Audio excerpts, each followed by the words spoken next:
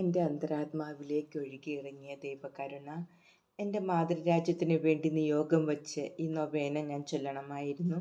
നൊവേനയുടെ 7-ാം ദിവസം ആകാശത്തിനും ഭൂമിക്കും മധ്യേ ശോഭയുള്ള വസ്ത്രം ധരിച്ച ദൈവമാതാവിനെ ഞാൻ കണ്ടു. തൻ്റെ കൈകൾ നെഞ്ചോട് ചേർത്ത് സ്വർഗത്തിലേക്ക് നോക്കി മാതാവ് പ്രാർത്ഥിക്കുകയായിരുന്നു. കത്തിജ്വലിക്കുന്ന കിരണങ്ങൾ അമ്മയുടെ ഹൃദയത്തിൽ നിന്ന് നിർഗമിച്ചിരുന്നു. അവയിൽ ചിലത് സ്വർഗത്തിലേക്ക് ഉയർന്ന് മറ്റുള്ളവ നമ്മുടെ ലോകത്തെ ആവരണം ചെയ്തുമിരുന്നു. ഞാൻ ഇതും മറ്റു ചില കാര്യങ്ങളും എൻ്റെ കുമ്പസാരക്കാരനോട് പറഞ്ഞപ്പോൾ അദ്ദേഹം പറഞ്ഞു, ഇത് യഥാർത്ഥത്തിൽ ദൈവത്തിൽ നിന്ന് വരുന്നതാകാം, അല്ലെങ്കിൽ ഇതൊരു മിഥ്യാദർശനവുമാകാം. എൻ്റെ കൂടെയുള്ള സ്ഥലം മാറ്റം മൂലം എനിക്ക് സ്ഥിരമായൊരു കുമ്പസാരക്കാരനില്ലായിരുന്നു. കൂടാതെ ഈ വക കാര്യങ്ങൾ പറയാൻ എനിക്ക് അതീവ ബുദ്ധിമുട്ടായിരുന്നു. ഒരു ആത്മീയ ഉപദേശകനെ തരണമെന്ന് ഞാൻ കർത്താവിനോട് മുട്ടിപ്പായി പ്രാർത്ഥിച്ചു. നിത്യവ്രത വാഗ്ദാനത്തിന് ശേഷം ഞാൻ വിൽനൂസിൽ ചെന്നപ്പോൾ മാത്രമാണ് എൻ്റെ പ്രാർത്ഥന സാധിച്ചു കിട്ടിയത്. ആ വൈദികൻ പ്രൊഫസർ സൊപ്പോച്കോ ആയിരുന്നു. ഞാൻ വിൽനൂസിൽ വരുന്നതിന് മുമ്പ് തന്നെ അദ്ദേഹത്തെ ഒരു ആന്തരിക ദർശനത്തിൽ എനിക്ക് കാണിച്ചു തന്നിരുന്നു. തുടക്കം മുതൽ തന്നെ ഒരു ആത്മീയ ഉപദേഷ്ടാവ് എനിക്കുണ്ടായിരുന്നെങ്കിൽ വളരെയേറെ ദൈവകൃപകൾ ഞാൻ നഷ്ടപ്പെടുത്തുമായിരുന്നില്ല. കുമ്പസാരക്കാരനൊരാത്മാവിന് വളരെ സഹായിക്കാൻ സാധിക്കും, എന്നാൽ വളരെ ഉപദ്രവം ചെയ്യാനും അദ്ദേഹത്തിന് കഴിയും. അനുതാപത്തോടെ തൻ്റെ അടുക്കൽ വരുന്ന ആത്മാവിലെ ദൈവകൃപയുടെ പ്രവർത്തനങ്ങളെക്കുറിച്ച് കുമ്പസാരക്കാരൻ എത്രമാത്രം ജാഗ്രത പുലർത്തണം. ഇത് വളരെ പ്രധാനപ്പെട്ട കാര്യമാണ്. ആത്മാവിന് ദൈവവുമായുള്ള ബന്ധത്തിൻ്റെ ആഴം അതിന് ലഭിക്കുന്ന കൃപയിലൂടെ മനസ്സിലാക്കാൻ സാധിക്കും. ഒരിക്കൽ ദൈവത്തിൻ്റെ ന്യായാസനത്തിങ്കൽ ഞാൻ നിർത്തപ്പെട്ടു. കർത്താവിൻ്റെ മുമ്പിൽ ഞാൻ തനിയെ നിന്നു. പീഡ അനുഭവിക്കുന്ന ഈശോ പ്രത്യക്ഷനായി. ഒരു നിമിഷത്തിനു ശേഷം കരങ്ങളിലും പാദങ്ങളിലും പാർശ്വത്വമുള്ള 5 മുറിവുകൾ ഒഴികെയെല്ലാം അപ്രത്യക്ഷമായി. പെട്ടെന്ന് ദൈവം കാണുന്നത് പോലെ എൻ്റെ ആത്മാവിൻ്റെ യഥാർത്ഥ അവസ്ഥ ഞാൻ കണ്ടു. ദൈവത്തിന് പ്രസാദകരമല്ലാത്തതെല്ലാം ഞാൻ വ്യക്തമായി കണ്ടു. ഏറ്റവും നിസ്സാരമായ പാപത്തിനു പോലും ഉത്തരം പറയേണ്ടി വരുമെന്ന് ഞാൻ അറിഞ്ഞിരുന്നില്ല. എത്ര ഭയാനകമായ നിമിഷം! ഏറ്റവും ത്രൈശുദ്ധനായ ദൈവസന്നിധിയിൽ നിൽക്കുക എന്നത് ആർക്ക് വിവരിക്കാൻ സാധിക്കും? ഈശോ എന്നോട് ചോദിച്ചു, നീ ആരാണ്? ഞാൻ മറുപടി പറഞ്ഞു, കർത്താവേ, ഞാൻ അവിടുത്തെ ദാസിയാണ്. ശുദ്ധീകരണാഗ്നിയിൽ 1 ദിവസം കഴിയാൻ നീ അർഹയാണ്. ഉടൻ തന്നെ ശുദ്ധീകരണാഗ്നിയിൽ എന്നെ തന്നെ സമർപ്പിക്കുവാൻ ഞാൻ ആഗ്രഹിച്ചു. എന്നാൽ ഈശോ എന്നെ തടഞ്ഞുകൊണ്ട് പറഞ്ഞു, ഏതാണ് നീ തിരഞ്ഞെടുക്കുന്നത്? 1 ദിവസം ശുദ്ധീകരണ സ്ഥലത്ത് ഇപ്പോൾ സഹിക്കുന്നതോ ഭൂമിയിൽ കുറച്ചു കാലം സഹിക്കുന്നതോ? ഞാൻ പറഞ്ഞു, ഈശോയെ, ശുദ്ധീകരണ സ്ഥലത്ത് സഹിക്കുന്നതിനും ലോകാവസാനം വരെ ഭൂമിയിൽ വലിയ വേദന സഹിക്കുന്നതിനും ഞാൻ തയ്യാറാണ്. ഈശോ പറഞ്ഞു, 2-ൽ-1 മതി. നീ ഭൂമിയിലേക്ക് മടങ്ങിപ്പോകും. അവിടെ നീ വളരെ സഹിക്കേണ്ടി വരും. പക്ഷേ വളരെ നാളത്തേക്കല്ല. എൻ്റെ തിരുമനസ്സും എൻ്റെ ആഗ്രഹങ്ങളും നീ നിറവേറ്റും. എൻ്റെ വിശ്വസ്തദാസൻ അതിന് നിന്നെ സഹായിക്കും. ഇപ്പോൾ എൻ്റെ മാറിടത്തിൽ, എൻ്റെ ഹൃദയത്തിൽ തലചായ്ച്ച് വിശ്രമിക്കുക. ഈ സഹനത്തിനുള്ള ശക്തിയും കഴിവും അവിടെ നിന്ന് നീ ആർജിക്കുക. എന്തെന്നാൽ മറ്റൊരിടത്തും ആശ്വാസമോ സഹായമോ സമാധാനമോ നിനക്ക് കണ്ടെത്താൻ സാധിക്കുകയില്ല. നിനക്ക് വളരെയധികം സഹിക്കുവാനുണ്ടാകും എന്ന് മനസ്സിലാക്കുക. അത് നിന്നെ ഭയപ്പെടുത്തരുത്. ഞാൻ നിൻ്റെ കൂടെയുണ്ട്. ഇതിനുശേഷം ഞാൻ രോഗാവസ്ഥയിലായി. ശാരീരിക ബലക്ഷയം എനിക്ക് ക്ഷമയുടെ ഒരു വിദ്യാലയമായിരുന്നു. എൻ്റെ ചുമതലകൾ നിറവേറ്റാൻ ഞാൻ എത്രമാത്രം ബുദ്ധിമുട്ടുന്നു എന്ന് ഈശോ മാത്രം അറിഞ്ഞിരുന്നു. ആത്മാവിനെ വിശുദ്ധീകരിക്കുവാൻ ഈശോ തനിക്കിഷ്ടമുള്ള ഉപാധികൾ ഉപയോഗിക്കുന്നു. സൃഷ്ടികളെ സംബന്ധിച്ച് തീർത്തും ഉപേക്ഷിക്കപ്പെട്ട അവസ്ഥയിലൂടെ എൻ്റെ ആത്മാവ് കടന്നുപോയി. എൻ്റെ ഏറ്റവും ആത്മാർത്ഥമായ നിയോഗങ്ങൾ പോലും സിസ്റ്റേഴ്സ് തെറ്റിദ്ധരിച്ചു. ഏറ്റവും വേദനാജനകമായ സഹനം. എന്നാൽ ദൈവം ഇത് അനുവദിക്കുന്നു. ഇതുവഴി നാം കൂടുതൽ ഈശോയെ പോലെ ആകുന്നതുകൊണ്ട് നാം ഇത് സ്വീകരിക്കണം. വളരെ നാളത്തേക്ക് എനിക്ക് മനസ്സിലാക്കാൻ സാധിക്കാതിരുന്ന ഒരു കാര്യമുണ്ടായിരുന്നു. എല്ലാ കാര്യങ്ങളും എൻ്റെ സുപ്പീരിയേഴ്സിനോട് പറയാൻ ഈശോ എന്നോട് ആവശ്യപ്പെട്ടു. എന്നാൽ എൻ്റെ സുപ്പീരിയേഴ്സ് ഞാൻ പറഞ്ഞതൊന്നും വിശ്വസിച്ചില്ല എന്ന് മാത്രമല്ല, ഇതെല്ലാം എൻ്റെ മിഥ്യാധാരണയും ഭാവനകളുമാണെന്ന് ധരിച്ച് എന്നോട് സഹതാപത്തോടെ പെരുമാറി. ഇതുമൂലം എല്ലാം മിഥ്യാധാരണയാണെന്ന് വിശ്വസിച്ചുകൊണ്ട് ഈ ദർശനങ്ങളെ ഭയന്ന് ഞാൻ ദൈവത്തെ ആന്തരികമായി ഒഴിവാക്കാൻ തീരുമാനമെടുത്തു.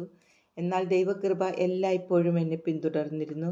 ഞാൻ ഒട്ടും പ്രതീക്ഷിക്കാതിരുന്ന സമയത്ത് ദൈവം എന്നോട് സംസാരിച്ചു.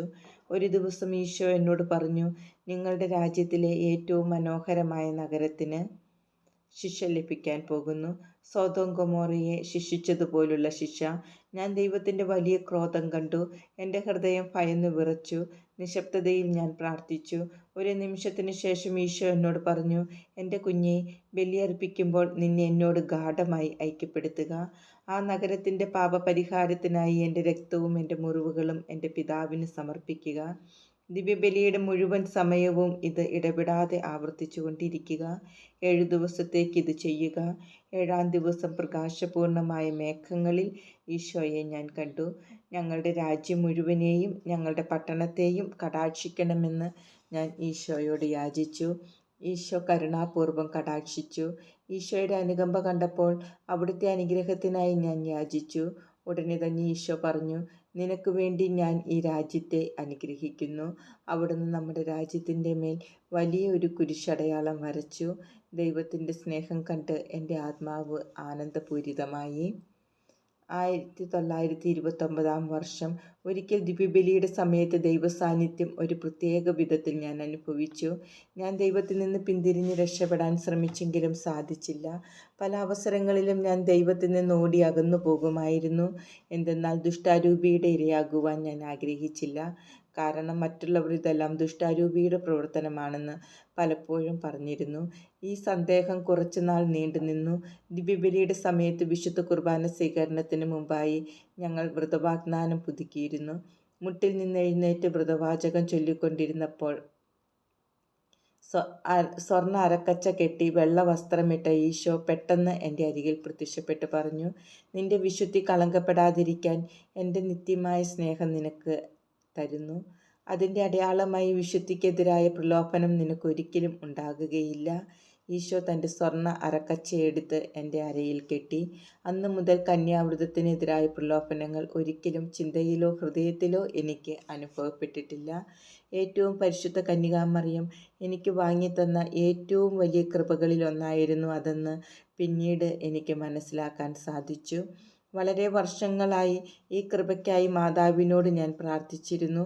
ആ സമയം മുതൽ ദൈവമാതാവിനോട് കൂടുതൽ ഭക്തി എനിക്ക് അനുഭവപ്പെട്ടു. ആന്തരികമായി എങ്ങനെ ദൈവത്തെ സ്നേഹിക്കണമെന്നും എല്ലാ കാര്യത്തിലും അവിടുത്തെ തിരുവിഷ്ടം എങ്ങനെ നടപ്പാക്കണമെന്നും അമ്മ എന്നെ പഠിപ്പിച്ചു. ഓ മറിയമേ, അങ്ങ് ആനന്ദമാണ്. എന്തെന്നാൽ അങ്ങയിലൂടെയാണ് ഈ ഭൂമിയിലെങ്ങും എൻ്റെ ഹൃദയത്തിലേക്കും ദൈവം കടന്നു വരുന്നത്. ഒരവസരത്തിൽ ഒരു ദൈവദാസൻ മാരക പാപം ചെയ്യുവാനുള്ള അവസ്ഥയിലാണെന്ന് ഞാൻ മനസ്സിലാക്കി.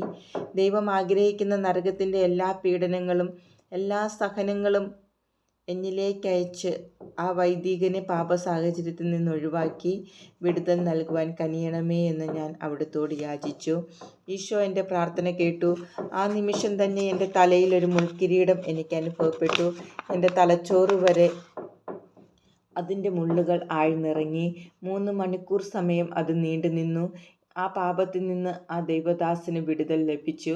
ദൈവത്തിൻ്റെ ഒരു പ്രത്യേക കൃപയാൽ അവൻ്റെ ആത്മാവ് ശക്തി പ്രാപിച്ചു. ഒരിക്കൽ ക്രിസ്മസ് ദിനത്തിൽ 1928 ദൈവത്തിൻ്റെ ശക്തിയും സാന്നിധ്യവും എന്നെ വലയം ചെയ്യുന്നതായി തോന്നി. കർത്താവുമായുള്ള കണ്ടുമുട്ടലിൽ നിന്ന് ഒരിക്കൽ കൂടി ഞാൻ ഓടി അകലാൻ ശ്രമിച്ചു. യോസേഫിനേക്കിലെ സിസ്റ്റേഴ്സിനെ സന്ദർശിക്കാൻ ഞാൻ മദർ സുപ്പീരിയറിനോട് അനുവാദം ചോദിച്ചു. മദർ ഞങ്ങൾക്ക് അനുവാദവും തന്നു. ഊണ് കഴിഞ്ഞ ഉടനെ ഞങ്ങൾ യാത്രയ്ക്കൊരുങ്ങി. മഠത്തിൻ്റെ വാതിൽക്കൽ മറ്റു സിസ്റ്റേഴ്സ് എന്നെ കാത്തു നിൽക്കുകയായിരുന്നു. പുറംകുപ്പായം എടുക്കാൻ ഞാൻ മുറിയിലേക്ക് ഓടി. മടങ്ങി വരുമ്പോൾ ആ ചെറിയ ചാപ്പലിൻ്റെ പടിവാതിൽക്കൽ ഈശോ നിൽക്കുന്നത് കണ്ടു. അവിടുന്ന് എന്നോട് പറഞ്ഞു, പോയിക്കൊള്ളുക, പക്ഷെ ഞാൻ നിന്റെ ഹൃദയം എടുത്തിരിക്കുന്നു. പെട്ടെന്ന് എൻ്റെ ഹൃദയം നഷ്ടപ്പെട്ടിരിക്കുന്നതായി എനിക്ക് തോന്നി. എന്നാൽ ഇപ്പോൾ തന്നെ സമയം വൈകിയെന്ന് പറഞ്ഞുകൊണ്ട് ആ സിസ്റ്റേഴ്സ് ഞാൻ വൈകുന്നതിൽ എന്നെ വഴക്ക് പറഞ്ഞുകൊണ്ടിരുന്നതിനാൽ ഞാൻ വേഗം അവരുടെ കൂടെ പോയി. എന്നാൽ എന്തോ ഒരു വലിയ അസ്വസ്ഥത എന്നെ അലട്ടിക്കൊണ്ടിരുന്നു. ഒരു പ്രത്യേകമായ ദാഹം എൻ്റെ ആത്മാവിനെ ഗ്രസിച്ചു. എന്നാൽ ദൈവമല്ലാതെ മറ്റാരും ഇതേപ്പറ്റി അറിഞ്ഞില്ല. യോസേഫിനേക്കിൽ എത്തി കുറച്ച് കഴിഞ്ഞപ്പോൾ നമുക്ക് മടങ്ങിപ്പോകാം എന്ന് ഞാൻ സിസ്റ്റേഴ്സിനോട് പറഞ്ഞു. സിസ്റ്റേഴ്സ് അല്പം വിശ്രമിക്കാൻ ആഗ്രഹിച്ചു. എന്നാൽ എൻ്റെ ആത്മാവിന് ഒട്ടും സ്വസ്ഥത ലഭിച്ചില്ല.